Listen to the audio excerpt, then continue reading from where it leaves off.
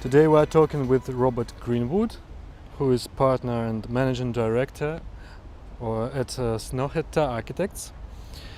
Hello and thank you very much, Robert. Well, my pleasure to be here in Gorky Park on a sunny day, talking to you all. Yesterday at the lecture you made at Moscow Strelka Institute, you were talking about some basic principles of the bureau. One of them is bringing from the outside. Yeah, we come from a little place a long way away on the periphery, on the edge of everything.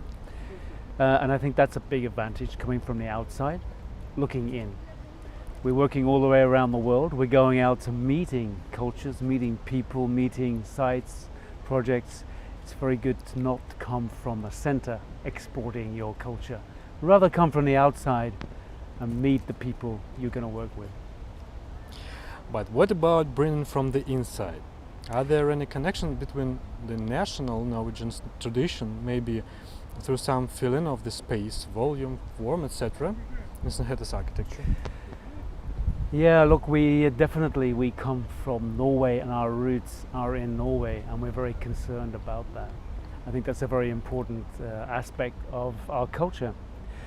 We don't export anything Norwegian other than some basic values that I think are inherent in Scandinavian society, and those values are of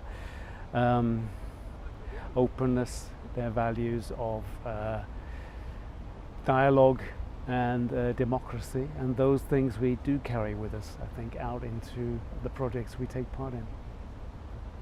And what about the filling of the space? Yeah, I think the feeling of space is always very particular to the place and the culture that you're working in, and I think that people feel space very differently around the world in different cultures. So our job is really to relate to that and to in some way feed off that, to create a project that is specific to the place and culture where we're working. Well, in Saudi Arabia, yes, we're now constructing the King Abdulaziz Center for World Culture. So this is a very special project. It's one of the most ambitious projects we've been involved in. And I think challenging in many ways, challenging because we are in this case meeting a culture that is very different to our own culture.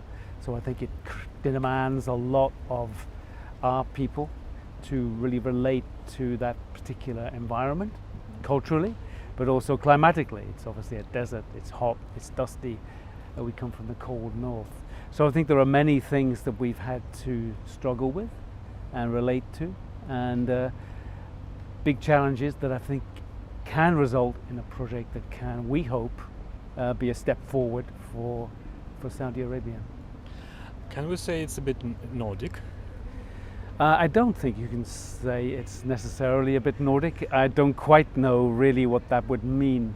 It doesn't look stones. Nordic. There they are stones, so that's a bit Nordic, yeah.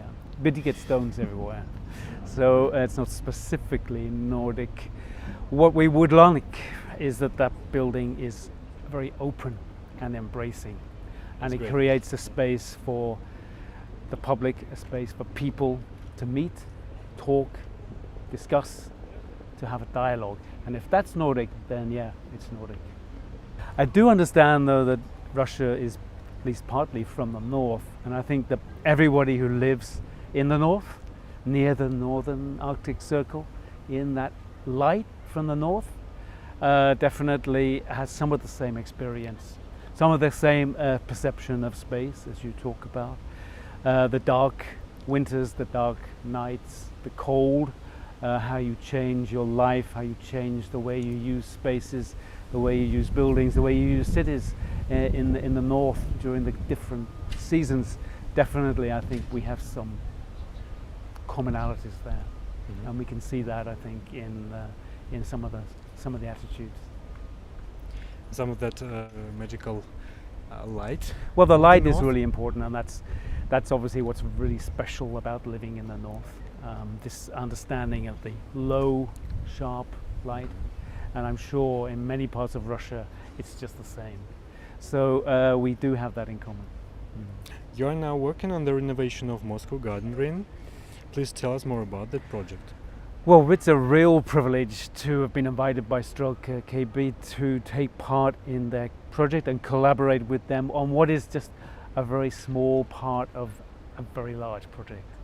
So we have a great admiration for Snøhetta, great admiration for taking on this project, partially initiating this project and undertaking it.